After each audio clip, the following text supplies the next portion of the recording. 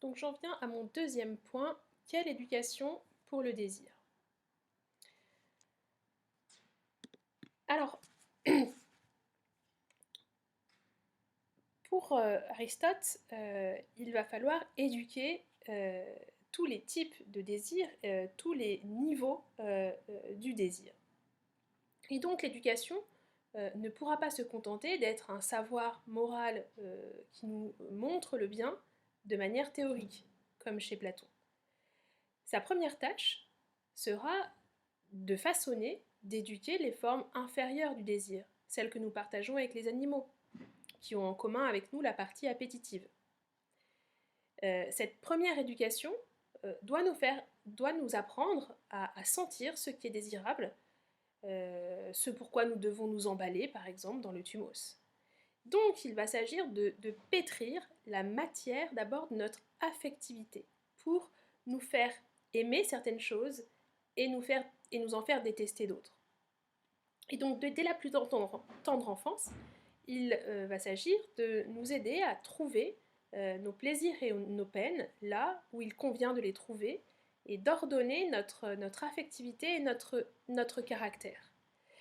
Et ça sera l'objet de ce qu'Aristote nomme les vertus morales, les vertus éthiques. La vertu, c'est l'excellence propre. Et bien l'excellence propre de la partie de l'âme irrationnelle dans laquelle prend naissance l'épithumia, ou encore le thumos, ça sera le travail de ces vertus morales que de faire naître en nous ces tendances. Mais alors comment est-ce qu'elles vont les sculpter, ces tendances, les façonner? Eh bien, elles vont le faire de manière un peu miraculeuse. Comment est-ce qu'on en vient à pratiquer les actions vertueuses? Aristote dit la chose suivante: la vertu fait partie de ces choses qu'il faut avoir apprises pour les faire, mais c'est en les faisant que nous les apprenons. Donc c'est circulaire, comme de nombreux lecteurs d'Aristote m'ont remarqué. On ne devient ici juste, excellent, qu'en pratiquant ces actions excellentes. Les dispositions morales proviennent d'actes qui leur sont semblables. Donc il faut commencer par imiter, voyez, par l'habitude, on incorpore, on apprend à sentir de manière empirique où se trouve le désirable. Donc on commence par imiter, et petit à petit cela se sédimente en nous. Donc voilà la première éducation possible du désir, qui est une éducation qui ne va pas convoquer les vertus intellectuelles et la partie rationnelle de l'âme. Pourtant, c'est mon deuxième point, la raison a bien un rôle à jouer. Déjà, elle intervient dans la boulésis, dont on a parlé tout à l'heure. Mais, et c'est là un point très important, la raison, l'intellect, va avoir un second rôle. Elle va intervenir pour transformer le souhait rationnel, le souhait réfléchi dont on a parlé, la boulésis, en un désir délibératif, en grec, la bouleusis. Je vous résume ça ainsi. Donc voilà, d'un côté, la boulésis, donc le souhait réfléchi, va se transformer grâce à l'activité de délibération de la raison en désir délibératif. Alors, pourquoi? Quelle est la difficulté ici qu'a perçue Aristote? Aristote a bien compris que le souhait réfléchi n'est qu'un premier moment du désir. Le contenu rationnel va constituer, va identifier une fin possible à poursuivre pour le désir. Mais rien ne présume de la possibilité réelle, de la faisabilité de cette fin. La boulésis pourrait tout à fait viser des fins impossibles, viser ce qui ne dépend pas de nous, et dans ce cas n'engendrer aucune décision et aucune action concrète. La boulésis, donc, ici, la boulésis, le souhait réfléchi, désire le bien, mais sans se soucier de ses conditions de possibilité. Et le désir ne se transforme véritablement en action, vous voyez, je pourrais même rajouter ça, ne se transforme véritablement en action, ne s'inscrit dans le réel qu'à partir du moment où il s'interroge sur les moyens concrets qu'il a à sa portée pour se réaliser.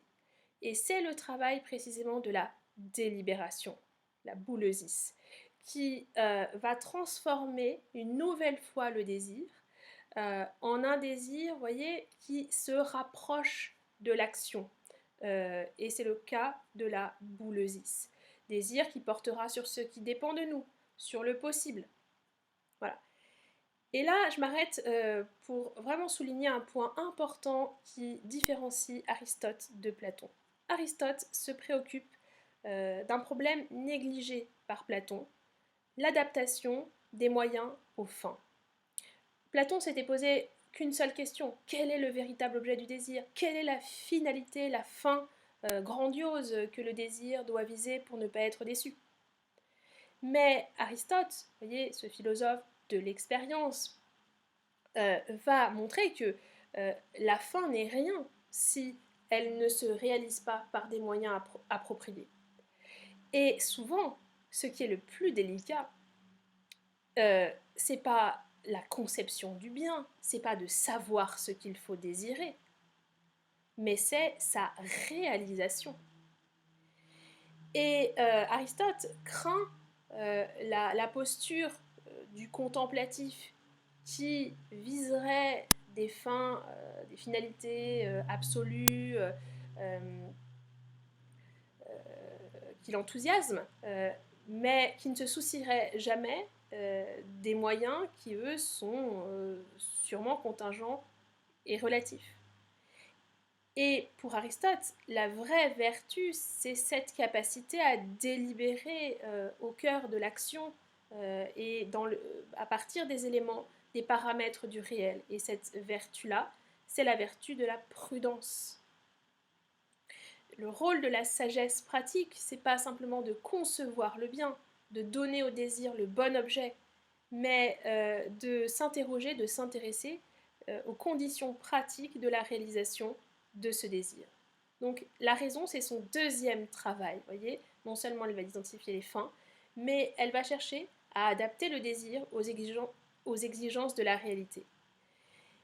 Et parce que ce désir, cette boulésis, ce souhait réfléchi, n'est pas spontanément adapté à la réalité. Et donc c'est là que la partie rationnelle de l'âme, cette fois-ci, les vertus intellectuelles, comme la prudence, c'est là que la partie rationnelle de l'âme va entrer en jeu pour orienter ce désir avec efficacité vers le réel. Voilà. Donc voilà le deuxième niveau de l'éducation qui va porter sur la boulésis proprement dite.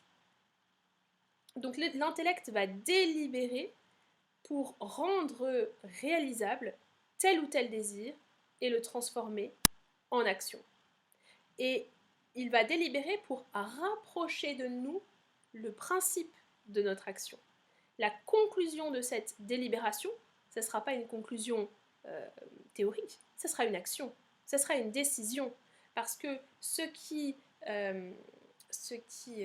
porte cette délibération, c'est un désir. D'accord ? Donc la conclusion de cette délibération, c'est pas la conclusion de votre démonstration de maths, vous tirez un trait, etc. Non, c'est une action. Voilà. Donc ça me paraît un point très très important, et vous auriez pu utiliser cette référence sur, par exemple, désirer l'absolu. Aristote fait partie de ces philosophes qui se méfieront de ces absolus qui ne trouvent pas les moyens de s'incarner, ou ne trouvent pas les le chemin qui pourrait lui permettre de se réaliser. Donc il faudra s'interroger sur les paramètres tout à fait relatifs de la réalisation de nos désirs. Voilà. Parce que une action, eh bien, c'est un désir déterminé par la pensée. Voilà. Et le travail de la pensée, eh bien, c'est aussi cette réflexion sur les moyens du désir.